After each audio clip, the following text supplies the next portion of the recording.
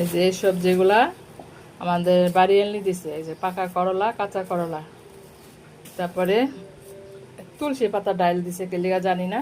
এই তুলসী পাতা ডাইল একটা, পুঁই শাক, এই যে পুঁই শাক, আর এই যে কচু। কারণ হেরা তো আবার ভালো মানুষ, তো হেরা কি থেকে কি দেয় আল্লাহ ভালো জানে, বুঝলেন না? এই যে হবে, এই যে গরুর মাংস ভিজাইছি, গরুর মাংস রান্না হবে। আজকে রান্না করব কচুর গাঠি, না পেয়ারাপু, আর পাকা করলার ভর্তা করব।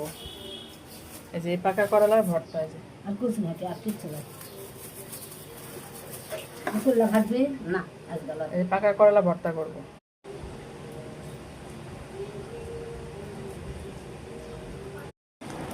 এই যে কচু রান্না করতেছে, এটা কচুর পাতা ডাল দিয়ে।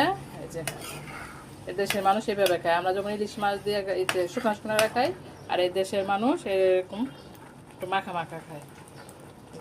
এটা কচুর পাতা আজকে রান্না করছি।